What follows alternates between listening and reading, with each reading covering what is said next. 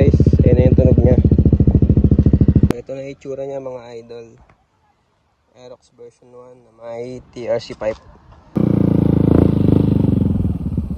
Ito na yung order natin sa TikTok na TRC pipe for Aerox B1. So unbox natin siya, then isasalpak natin siya mamaya sa unit natin.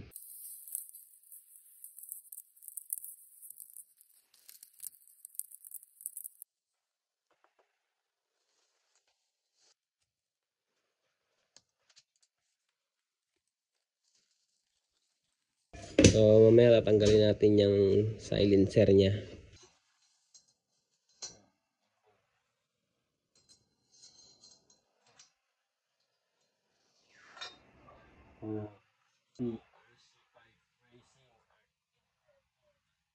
Grabe yung karton niya, no? Solid yung packaging. Pucho-pucho. Ayun, sobrang tigas ng karton, daming balot. Talagang safe na safe yung item ng pagdating. Stock pipe yan.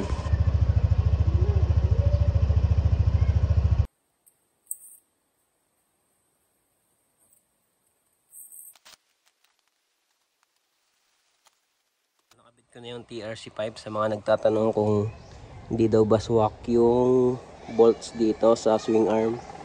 So ang diskarte dyan guys, unahin nyo tong elbow, tsaka nyo isalpak tong mismong pipe. Ayun, sakto naman siya sa akin guys, para na-adjust ko pa siya. Sound check ng may silencer na TRC.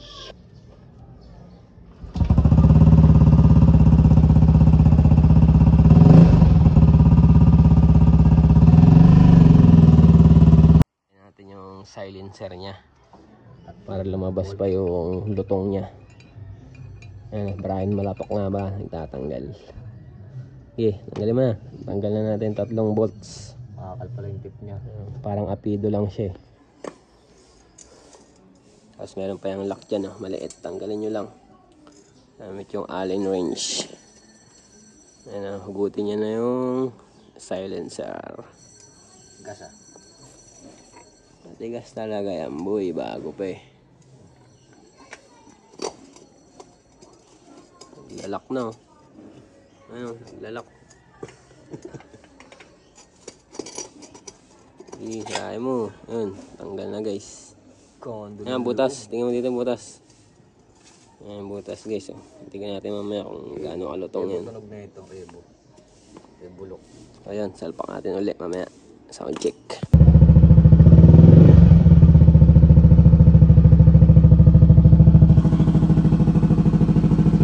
Guys, ayun yung walang silencer na TRC pipe.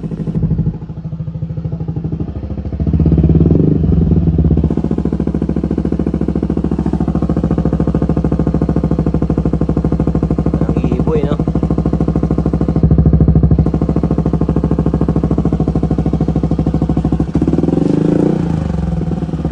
Ito na itsura niya mga idol. Aerox version 1 na may TRC pipe na wala ng silencer. Ayan, tinanggal na natin. So sa sound check natin siya. Ito yung tunog niya. Napakalutong yan guys. Medyo may tumutunog lang yung bearings ata yun, pero the rest all goods.